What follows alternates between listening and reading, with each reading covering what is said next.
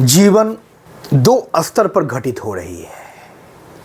एक बाह्य जीवन है और एक अंतर का जीवन है, हमारे अंदर का जीवन है।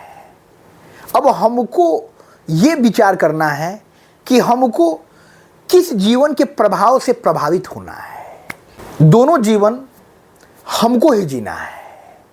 बाह्य स्तर का जीवन जो है, बाहरी आडंबर का जो जीवन है, वो छल छद्म का जीवन है, वो छलावे का जीवन है। जो दिख रहा है इन नग्न आंखों से वो कुछ सही नहीं है, काल्पनिक जीवन है, क्षणभंगुर जीवन है। बस कुछ वक्त का, कुछ समय का जो है ये तिलिस्म है और इस तिलिस्म में हमको फंसना नहीं है। और दूसरी ओर है हमारे अंतर का जीवन, हमारे मन मस्तिष्क का जीवन, हमारे अंतर मन का जीवन। हमको उस पर काम करना है। जीवन दोनों जगह घटित हो रही है, बाह्य स्तर पर भी घटित हो रही है और हमारे मन के भीतर भी घटित हो रही है।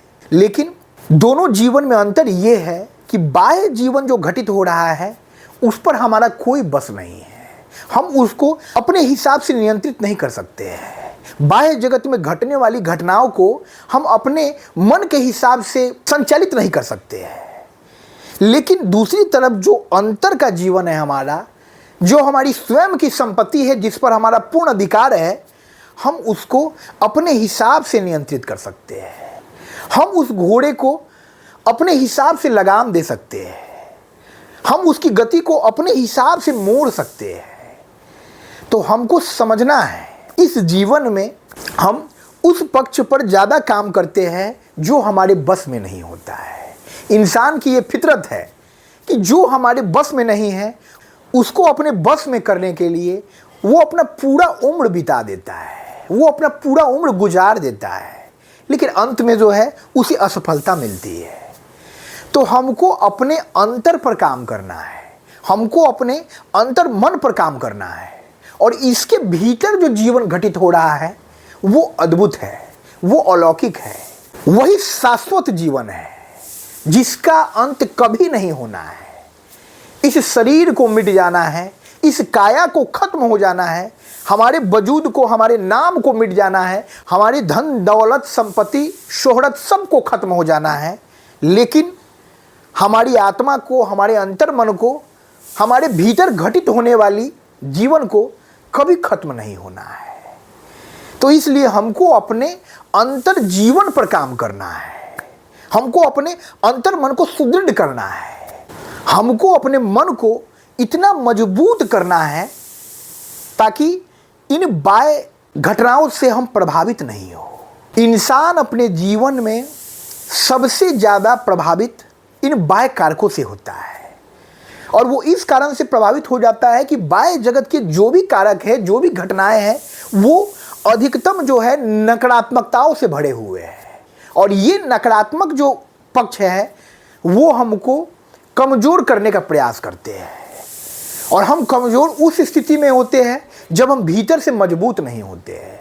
तो हमको अपने भीतर जो है सकारात्मकता का संचार करना है, अपने मन मस्तिष्क को इतना मजबूत करना है कि बाह्य जगत की ये जो भी घटनाएं हैं वो हमको क्षणिक भी प्रभावित नहीं करे, हमारा मन बिल्कुल अडिग रहे।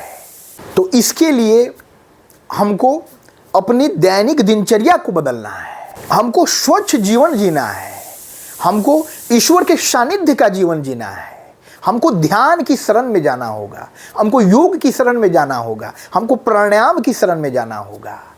हमको इस बाह्य जगत की घटनाओं के पेच में फंसकर अपना ये बहुमूल्य समय बर्बाद नहीं करना होगा। हमको अपने शरीर पर काम करना होगा, अपने मन पर काम करना होगा और ये सब तभी होगा जब हम अपनी जीवन शैली को बदलेंगे।